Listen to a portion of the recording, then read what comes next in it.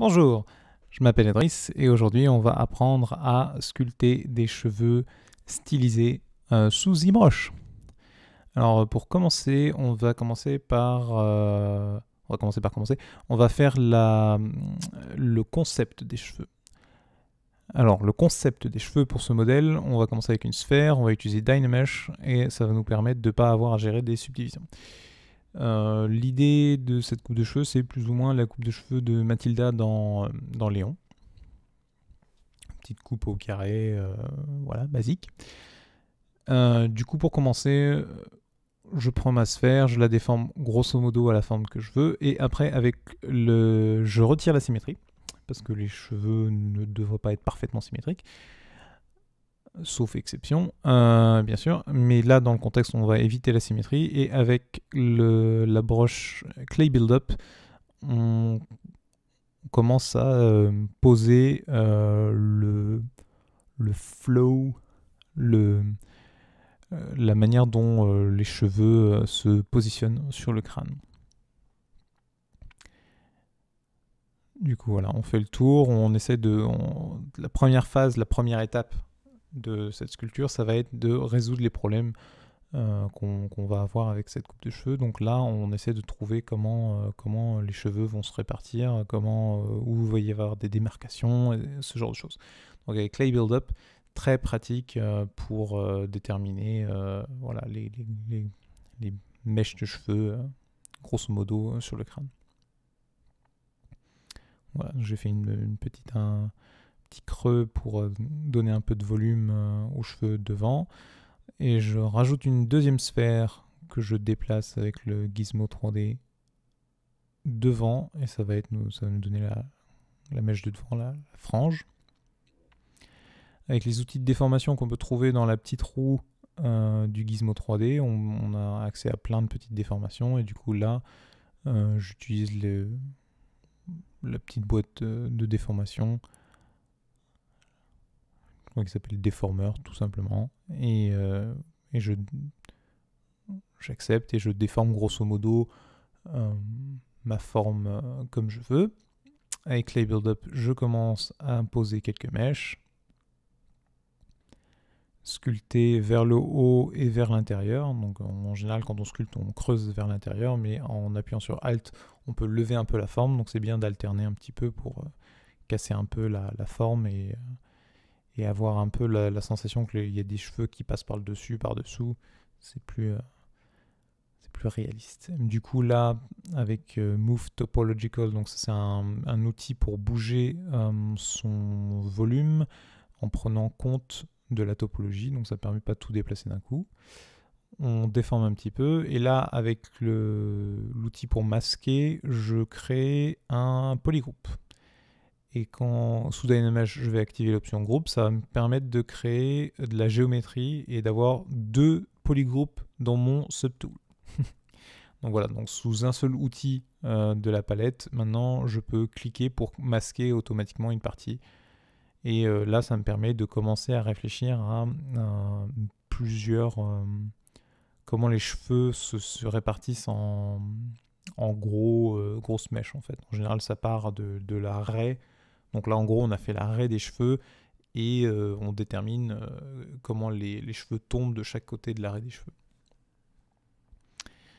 Là, vraiment, le but là, c'est vraiment de résoudre un maximum de problèmes pour que quand on passera à la partie géométrie un peu plus propre, la partie sculpture un peu plus propre, on n'est pas à chercher à résoudre ces problèmes. Donc là, on peut voir où est-ce que la raie tomberait, où est-ce qu'il y aurait les cheveux qui se sépareraient et partiraient grosso modo chacun dans les mêmes directions.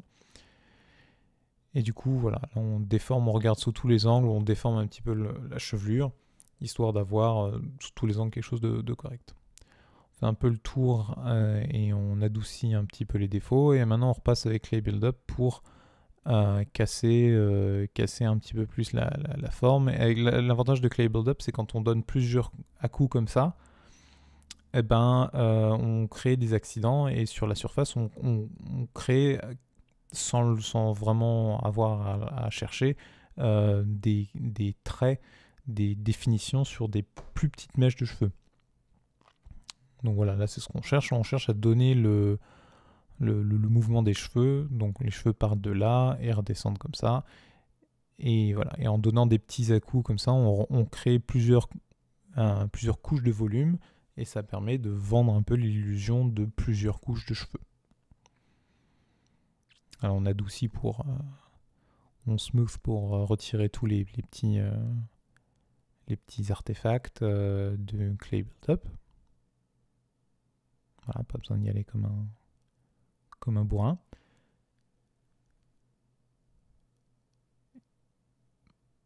Et maintenant avec l'outil Snakehook, alors l'outil Snakehook ça permet de prendre de la géométrie et de les tirer. En fait c'est comme si on avait une boule de glaise et qu'on tirait dessus, ça devenait tout fin et tout long.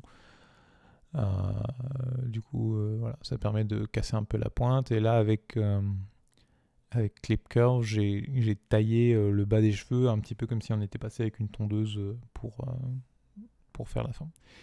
Avec le Damien Standard Brush, c'est une broche qui est très utile pour faire des coupes franches. Et ben là, on commence à regarder le volume qu'on a créé, les accidents qu'on a créés, et on choisit. On se dit, ok, alors voilà, ça c'est ce que je vois, et ça c'est ce que je vais accentuer. On prend des décisions. On se dit, ok, là ça c'est une mèche. Voilà, on essaye c'est un petit peu tout est à peu près tout du même niveau.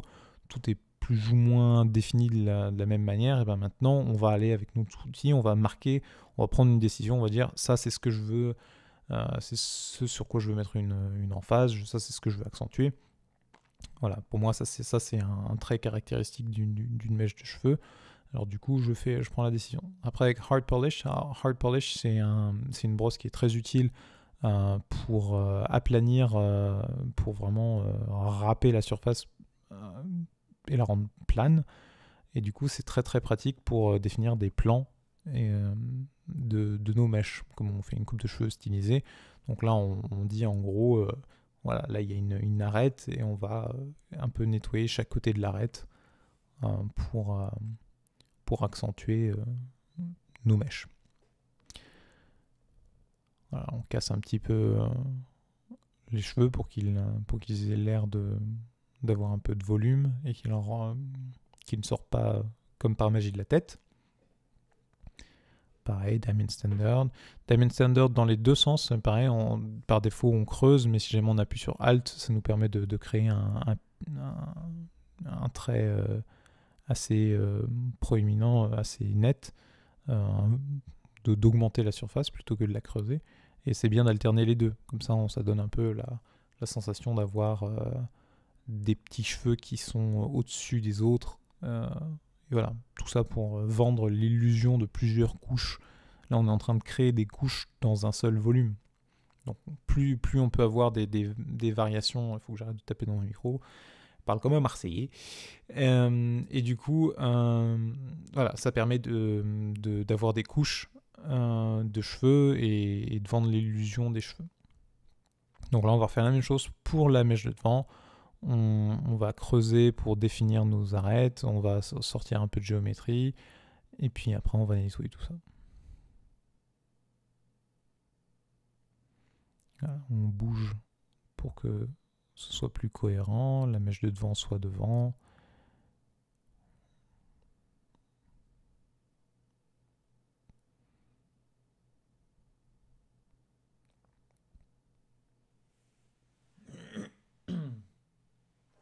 Pardon.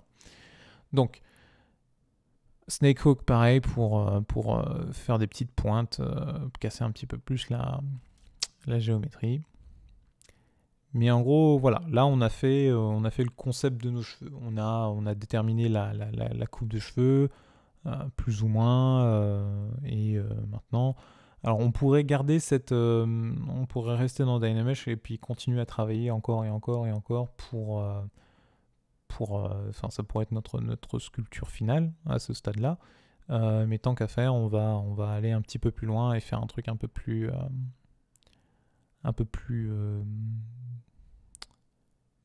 poli, un peu plus raffiné.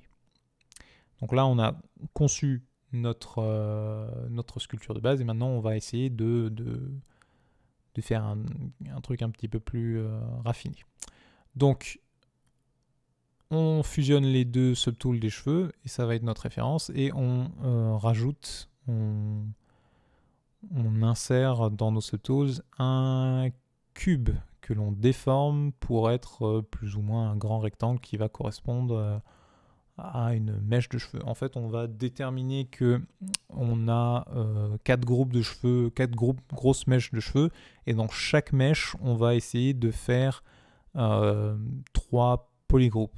Donc en fait, chaque subtool aura 3 polygroupes. Donc en gros, ça nous permettra d'avoir des grands volumes de cheveux. Donc là, ça va être les cheveux de droit, les cheveux droits.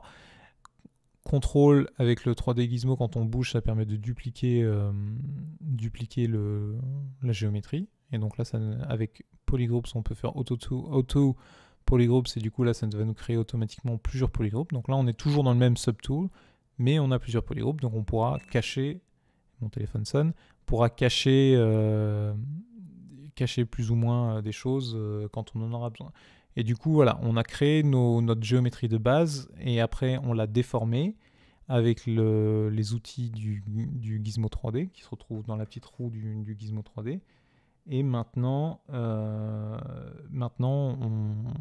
on bouge avec l'outil Move pour casser un peu les formes. Idéalement, ce serait bien d'avoir... là, on a du coup la forme violette qui est un peu plus large, la forme orange qui est un peu plus petite, et la forme verte qui est encore d'une autre taille. Idéalement, ce serait bien d'avoir des formes vraiment de taille vraiment différentes, genre une assez grosse, une moyenne, une petite, quand on en a 3 comme ça, histoire de casser un peu pas que ce soit des cheveux bien, à moins qu'on aille pour des cheveux bien peignés, tous de la même taille, mais bon, voilà, histoire de donner l'illusion de vrais cheveux, casser un petit peu la régularité. Donc voilà. Donc maintenant, ça nous donne, pour cette partie-là des cheveux, on a trois grandes mèches. Voilà. Et du coup, on va refaire cette méthode-là encore et encore pour faire tous les groupes. Donc là, on rajoute un cube et on va faire les cheveux qui partent du dessus de la tête. Sauf que quand on rajoute un cube de ZBrush, la topologie du cube de base de ZBrush a sur le dessus et le dessous un artefact qu'on peut voir ici, donc c'est pas très joli. Du coup, il faut que je le tourne, parce que là, du coup, j'ai pas étendu le bon côté, donc là, c'est bien propre, mais si on voit là les deux bouts, il y a une vertice où tu as 50 polygones qui se retrouvent dessus, c'est pas très très facile à manipuler. Ça va donner des petits artefacts. Donc voilà, il faut bien orienter son cube, comme ici, pour que ce soit propre, quoi. Plus propre. Après, si jamais ça pose problème, on peut toujours utiliser ZRemesh pour refaire une topologie propre. Après, c'est pas un souci. Donc pareil, on prend CTRL et on déplace, ça nous duplique. CTRL et on déplace, ça nous duplique. Voilà, et comme ça, vite fait, on a nos 3 mèches. On les met grosso modo dans les bonnes positions.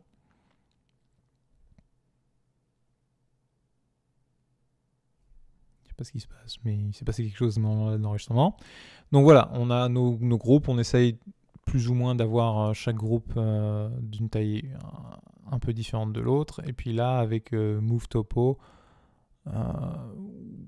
on déforme pour correspondre à notre concept qu'on a fait tout à l'heure.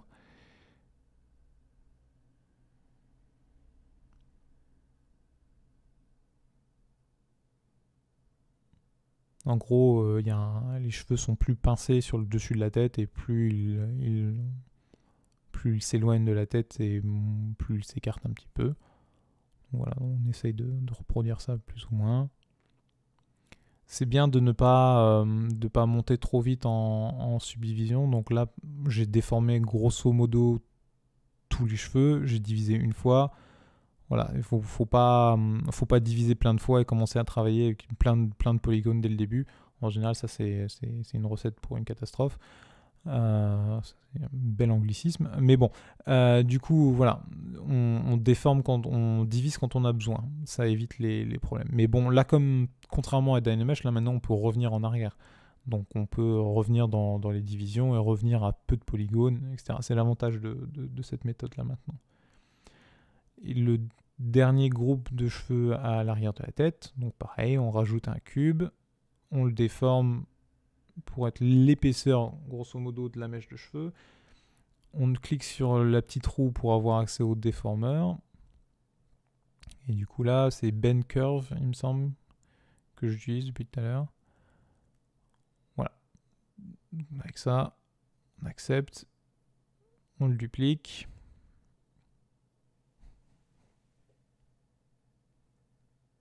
Pareil, duplique.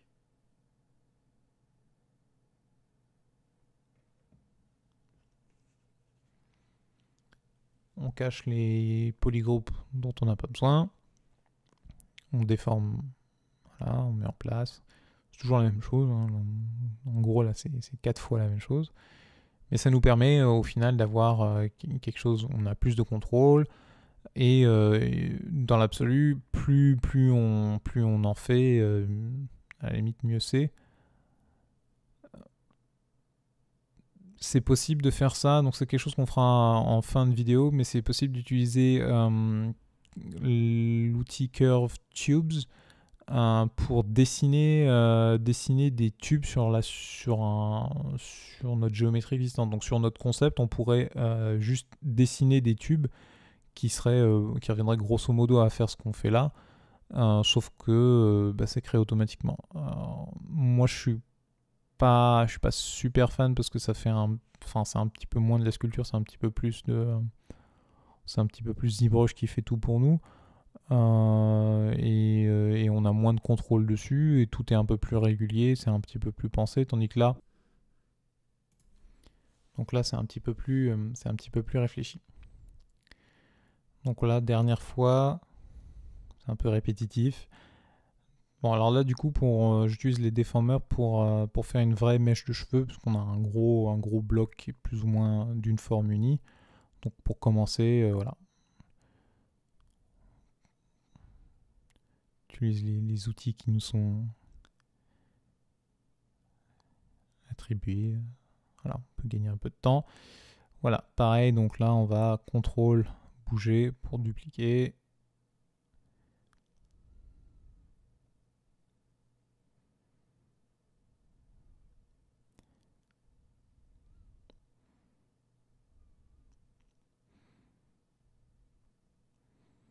On bouge tout en place.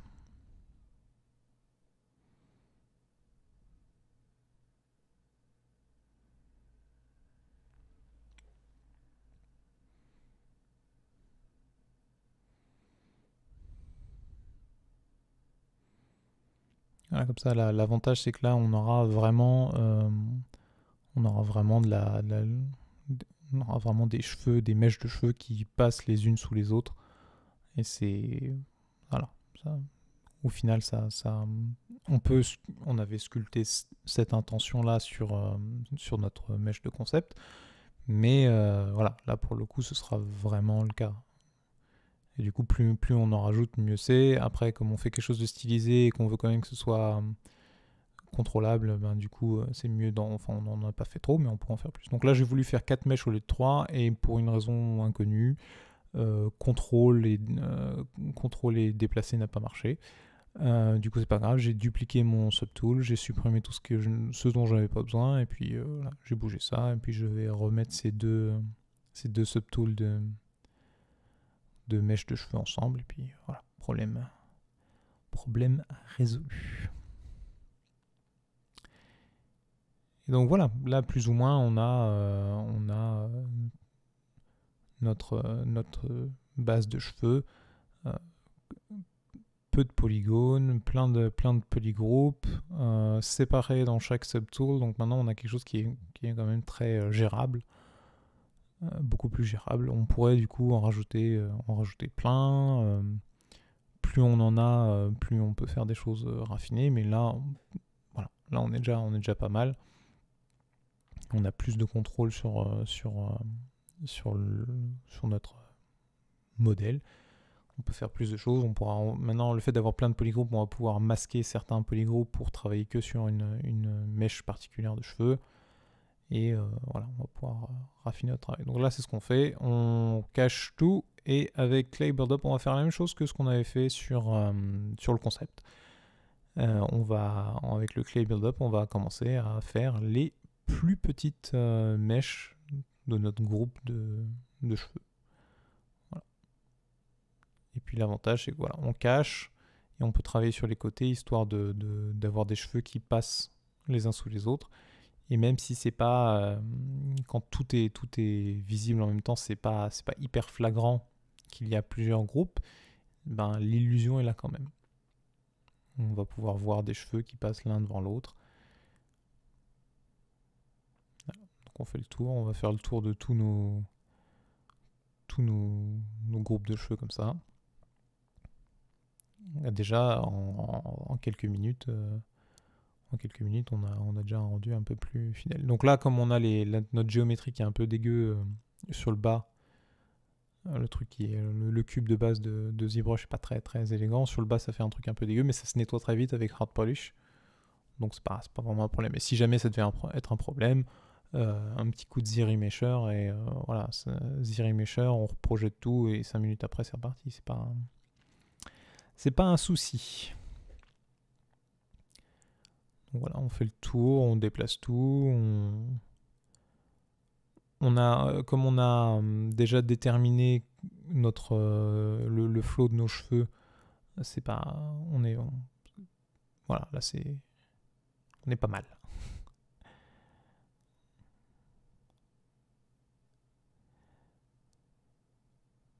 Voilà, ne pas hésiter à appuyer sur Alt de temps en temps, histoire d'avoir des cheveux qui sortent, des cheveux qui rentrent, on creuse, on sort, on creuse, on sort.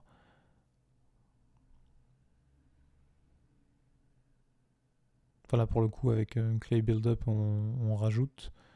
Donc il faut appuyer sur Alt pour creuser. Mais enfin voilà.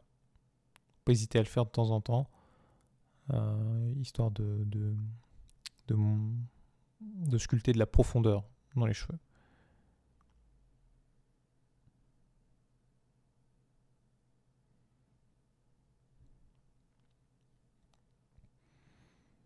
Et du coup, voilà, avec cette méthode-là, en une demi-heure déjà, on a une base qui est pas ridicule.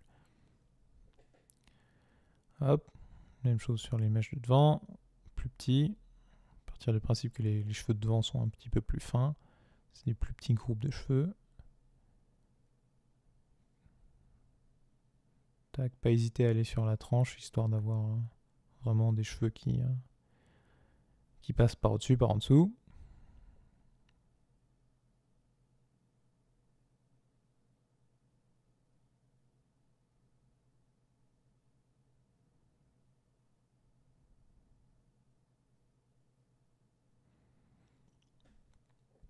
Maintenant, avec Move, Topo toujours, on va bouger toutes les mèches pour qu'elles soient plus cohérentes. Avec Pinch, on va pincer le bout de la mèche pour que ça finisse vraiment en pointe.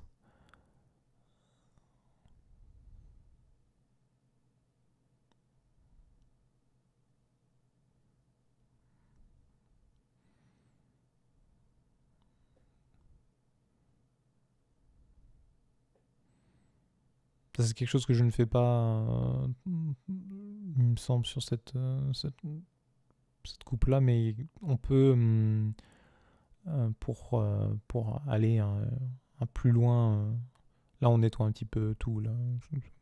Voilà. Avec Hard Polish, on casse un petit peu les coins, histoire que ça ressemble moins à un cube déformé. Quoi. Donc oui, c'est quelque chose que je ne fais pas, mais c'est quelque chose qui est plutôt malin de faire, c'est d'aller avec l'outil Pinch et d'aller pincer un petit peu les racines des cheveux, histoire de casser un petit peu les racines. Donc là, avec Clip Curves, je fais des entailles sur les mèches de cheveux autour. Bon, comme la géométrie est toujours pas très très élégante, ça fait des petits artefacts. Là, pour ce modèle-là, en soi, c'est pas vraiment un problème. On peut nettoyer ça vite fait. Ça laisse toujours des défauts, mais c'est pas des défauts qui vont être particulièrement visibles. Donc c'est pas très très grave. On peut toujours nettoyer avec hard polish, smooth, en lâchant shift pour adoucir la géométrie sans trop détruire. En fait, quand on adoucit avec shift, si jamais on lâche le bouton mais qu'on continue à appuyer avec sa souris, avec sa tablette, on passe à un deuxième algorithme qui adoucit les polygones mais sans déformer trop la surface. En fait, ça permet d'avoir des polygones répartis de manière plus régulière. Donc c'est bien quand on a des petits artefacts comme ça. Donc voilà, maintenant avec Dam Standard, pareil, on refait des pics et des vallées, on creuse, on fait, voilà, on a fait notre petite passe de base, on s'est dit ok, là sur la première passe on a vu que on a déterminé certaines choses, maintenant on fait la décision, on se dit oui, voilà, ça c'est... Voilà, ça c'était des accidents, maintenant ça c'est quelque chose de conscient, ça c'est ce que je vais accentuer. C'est bien de... C'est un peu ça qui fait la distinction après entre un peu les gens qui débutent avec ZBrush et les autres, c'est que au bout d'un moment il faut s'affirmer un petit peu. Donc c'est pas mal quand on fait quoi que ce soit. Si jamais on fait un personnage très stylisé, si jamais on fait un homme avec des sacrées pommettes, c'est bien d'utiliser par exemple l'outil pinch pour marquer vraiment les arêtes, faire une décision.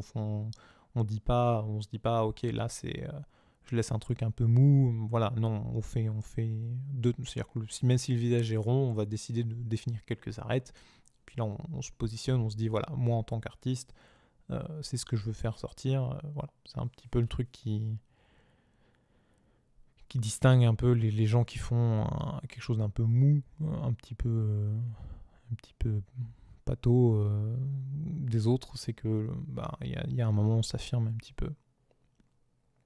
Donc là par exemple sur la tête de ce personnage là, on a un visage qui est très rond, très stylisé, mais on a les arêtes du nez qui sont très marquées, et on a la tranche du nez aussi qui est très marquée, parce que c'est quelque chose, voilà, ça fait partie du personnage, c'est un personnage qui a le nez avec des arêtes.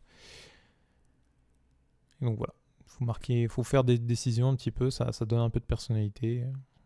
Donc voilà, avec Diamond Standard Brush, pareil, donc on continue, on fait le tour, on détermine certaines choses, histoire de casser un petit peu la surface et d'avoir quelque chose de propre. Avec Clip Curves aussi, je nettoie un petit peu, je coupe. Clip Curves, ça permet d'écraser un petit peu les polygones ensemble, et du coup, ça, voilà, quand on a 3-4 trucs qui se barrent un peu sur les côtés, Clip Curves, ça nous fait un truc propre. Si jamais vous voulez, si jamais ça vous intéresse, placement de produit, vous pouvez récupérer cette tête sur Gumroad. Il y aura un lien dans la description. Donc si jamais vous voulez tenter l'exercice avec une tête déjà faite, voilà, c'est disponible. Aussi pour ceux qui seraient intéressés, je vais mettre un lien en bas. C'est quelque chose que j'ai acheté pour mon ordinateur portable. C'est une petite tablette. C'est l'équivalent des nouvelles bambous.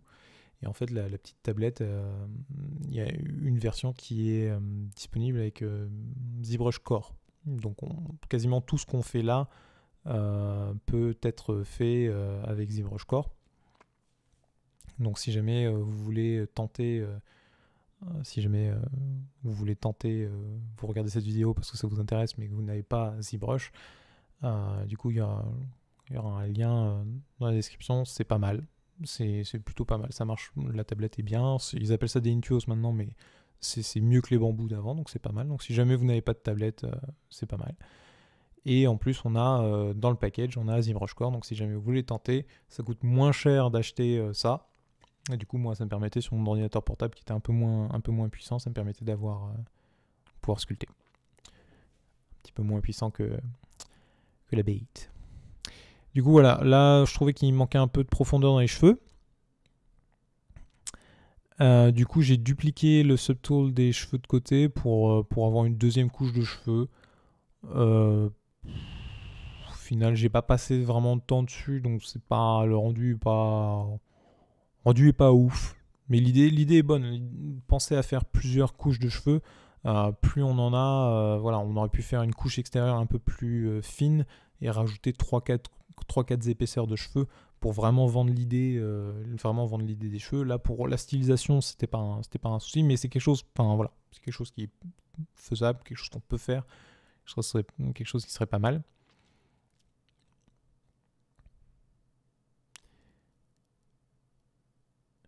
Voilà, faire un petit tour, regarder les cheveux sous tous les angles, voir où le volume n'est pas hyper cohérent. Enfin voilà, c'est vrai qu'on des fois ça tombe un peu bombé.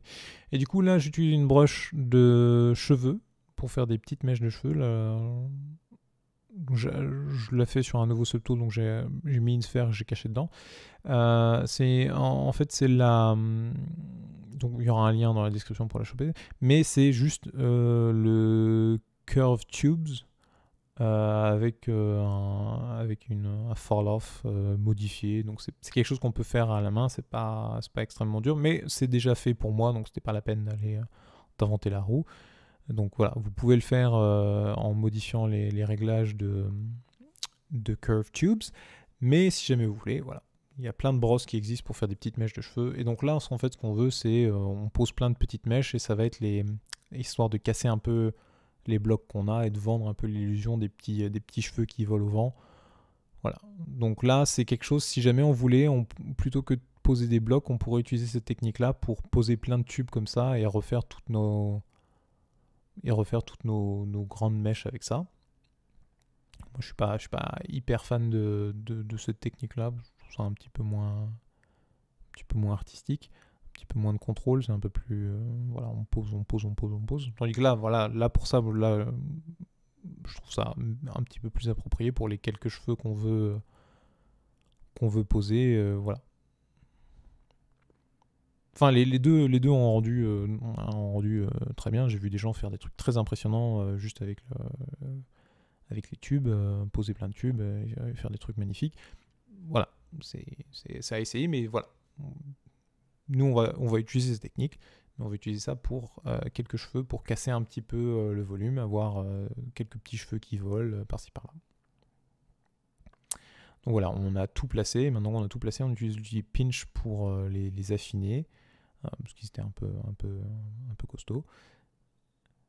Voilà.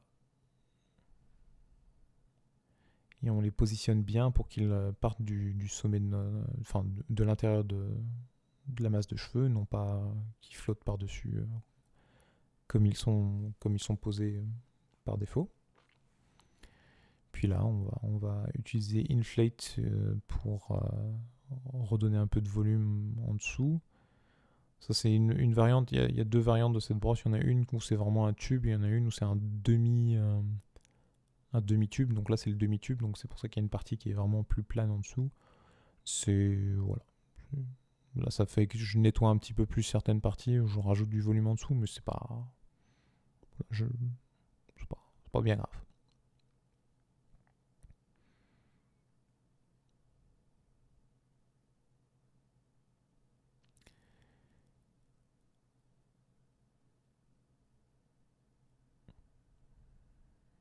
Là, on bouge tout en position. Là, c'est bien d'en avoir un petit peu qui volent, mais bon, on va pas tous les avoir qui volent. Et maintenant, avec Hard Polish, toujours pareil. Hein, on ne laisse pas l'espèce de masse un peu molle.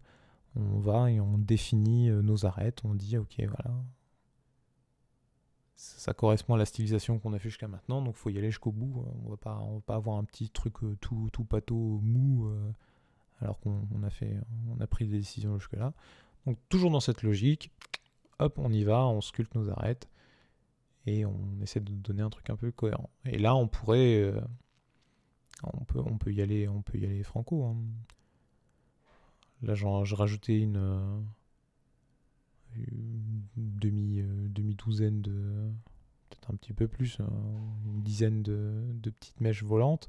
On peut en rajouter plus, des plus grosses, des plus petites. Voilà. Voilà, pour cette démo. c'est largement suffisant. Et il faut savoir que si jamais on utilise la version, cette technique-là, en fait, on pose nos tubes sur une surface existante. Et du coup, si jamais on revenait à notre concept de base et qu'on faisait plein de petits cheveux comme ça, techniquement, dès l'instant que il y a un peu de pénétration avec la surface de notre concept, on pourrait du coup l'imprimer en 3D. Donc même si on fait des petits cheveux détaillés comme ça, c'est dès l'instant qu'elles sont collées avec une masse étanche, qui est notre concept, on pourrait l'imprimer en 3D. Donc c'est un truc à savoir. Si jamais vous faites une sculpture très réaliste et que vous voulez mettre plein de petits cheveux, c'est possible. Donc là, on continue, on nettoie. Et puis on essaie de faire en sorte que ça rentre bien dans le crâne, de la masse des cheveux, soit un petit peu logique.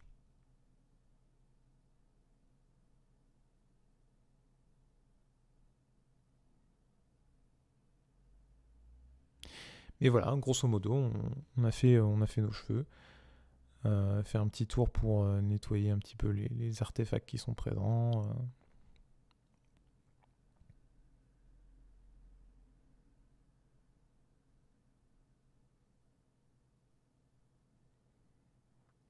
La dernière chose que je vais faire, c'est rajouter une sphère pour faire les cheveux. Les cheveux en dessous, les cheveux de la nuque. Donc voilà, donc je vais mettre une sphère. Là, je vais utiliser Dynamesh, c'est pas très important. Et on va juste sculpter un tout petit peu de la base des cheveux. Déjà parce que si jamais vous deviez l'imprimer en 3D, ben, du coup c'est bien d'avoir des surfaces étanches qui pas trop de... Il n'y a pas trop de vide entre chaque élément, et du coup voilà. Pas besoin de passer très longtemps parce que ça va être très peu visible. Là au début je commence à vouloir marquer des petits cheveux, puis ça prend un peu de temps pour pas grand chose, donc je vais utiliser l'outil Rake. Voilà, comme ça, hop. Et ça nous permet d'avoir récupéré plein de petits cheveux.